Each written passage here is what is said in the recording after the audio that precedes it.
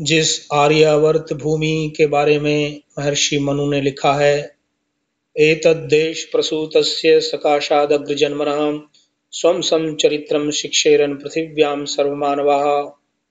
ऐ संसार के सभी मनुष्यों लोगों, आओ आर्यावर्त की इस हिमालय देवभूमि स्वर्ग भूमि से उत्पन्न अग्रज जन्मा ब्राह्मण ऋषि मुनियों तपस्वियों के चरणों में आकर विद्या अध्ययन करो, सीखो, जानो, अपने जीवन के बारे में, संसार के बारे में, परमात्मा के बारे में आत्मज्ञान तत्व ज्ञान प्राप्त करो।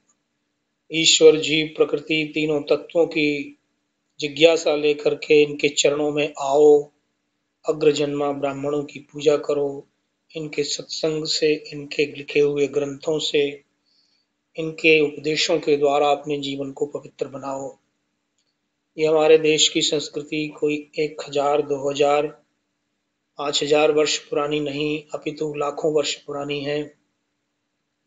जो हिमालय देश के अंदर अनेकों तपस्वियों का वर्णन मिलता है और आज भी हम शिव शंकर शंभु रुद्र के नाम से आज जो चित्र हम देखते हैं और जिसके आधार पर हमारे भारतवर्ष के सभी संत महात्माओं का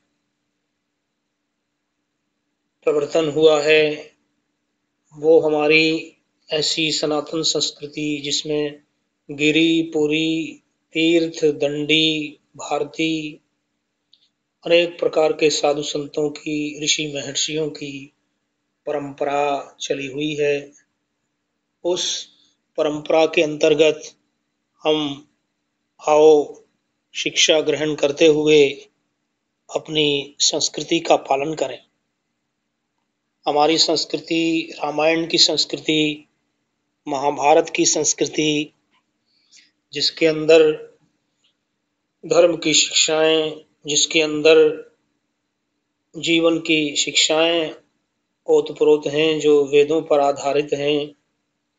यथा अनुव्रतः पितु पुत्रो मात्रा भवतु सम्मनः जायापत्ये मधुमतीं वाचं वदतु शान्तिवाम् मां भ्राता भ्रातरं दीक्षन् मां स्वसारमुतस्वसा सम्यञ्चो सव्रता भूत्वा वाचं वदत भद्रया। इन्हीं मंत्रों के आधार पर रामायण